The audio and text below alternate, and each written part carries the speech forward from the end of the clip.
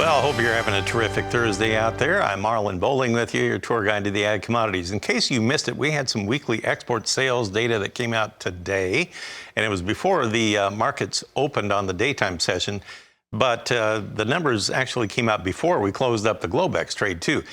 In case you missed the numbers, let's see if we can take a glance here. We had corn with a nice, healthy 1.36 million tons sold last week. Soybeans, 1.38 million. Soy meal, very strong, 507,300 tons. Soy oil didn't really register. It had net reductions of 100 tons. And the wheat was about half of what it had been at 363,700 tons. Big sales of grain sorghum last week, though. My goodness, over 190,000 tons. I think it was 191,000. So that would actually kind of go along with the corn sales as well. And then we had an overnight sale this morning. USDA said, hey, we sold 110,000 tons of soybeans to China, so we'll add that to the mix. And with that all being said, let's see what the market is doing right now. Let's go to the corn board first. In December corn, now we're 2 higher at 482. It's been kind of chopping around here in about a 2 or 3 cent trading range today. In soybeans, you have January now 6 1/4 higher. We're at 13.14 3/4. That would put us about 4 cents away from our overnight high. On the Chicago December wheat, we're now 8 3/4 higher at 577 1/4. Well, now we're within a penny of our high of the overnight and early morning trade. So we're off of our earlier low by 11 cents. Nice rebound in December wheat there. In Kansas City wheat, it's 5 1/4 higher, and we're at 654 1/4. So we're 2 cents away from our overnight high in that contract month. Minneapolis wheat, you have December 3 3/4 higher at 724 1/2. And that's about 6 cents off of its overnight high. Cotton market was higher this morning. You have December still up 50 points at 84.31. We have the one and only Ted Seifried with us from Zaner Ag Hedge in Chicago. Oh, welcome aboard. There he is. That's a corny photo right there. Mr. Ted Seifried in the amazing corn hat with us today. Is that significant? Does that mean you're optimistic about which direction corn futures are going, or what are you trying to say this morning? Well, first of all, Marlon, it's the backup corn hat. The real deal may come out closer to Halloween. And by the way, happy almost Halloween, everyone. Yeah. Yes, no, there's a reason for the corn hat. I got to say, corn hat for corn sales. We had really rather good sales. Yeah. We're finally starting to see that come along. So that's good. By the way, it was above the range of guesses. However, the range I submitted was 800 to 1.4. It would have been right in the middle of my range. But either way, it's a good corn number, hence the corn hat. It's nice to see everything a little bit positive here today. Soybeans and wheat kind of leading the way, corn really kind of following along. Something else we got going on, November option expiration. That happens tomorrow afternoon. After some pressure, really 4 down days in a row leading into today. Not terribly surprised that we might see a little bit of profit taking, a little bit of rise in tide to maybe get some of those November puts out of the money for some of the big commercials and some of the big funds. When do you start seeing signs of end of the month type trading? Yeah, so, this isn't a big one for corn, right? We're looking at the November soybeans, and we're waiting for that roll to really get into full swing. I think that will start tomorrow into early next week. It's been happening to some extent. We're watching spreads very tightly.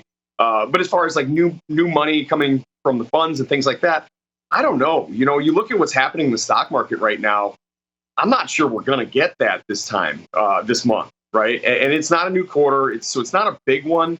But stocks making new recent lows. It seems like there's a lot of pressure. I'm glad to see grains are higher today, but I'm worried that risk off might creep in more and more by the end of the day or into tomorrow or certainly into next week. I did want to point out the West Texas Intermediate crude oil market. It had sold off, and gosh, when I came in this morning, it was down like $2.50.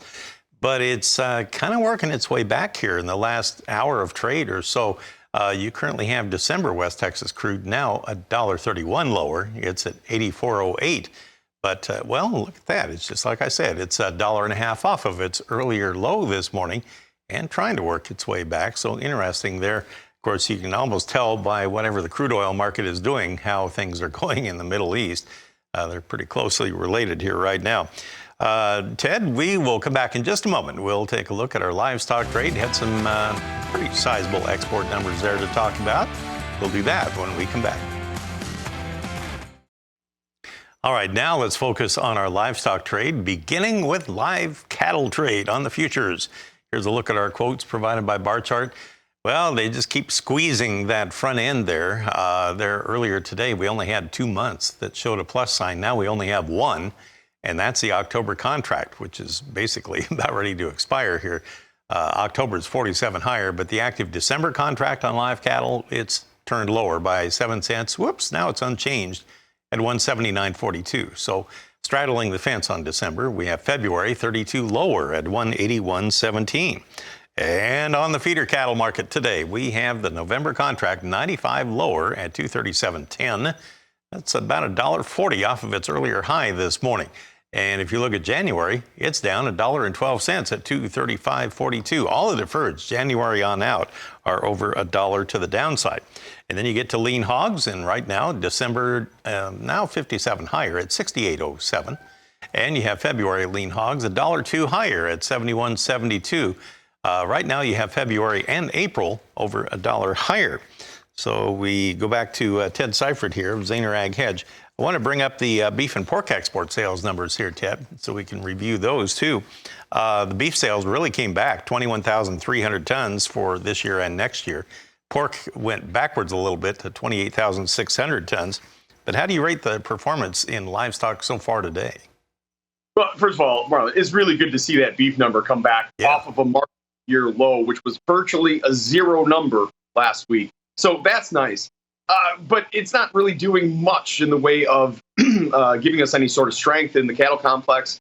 We've got feeders and live cattle really just trying their absolute best to hang on here and try to keep this consolidation going to maybe be a jumping off point for a retracement of the big break that we've just had.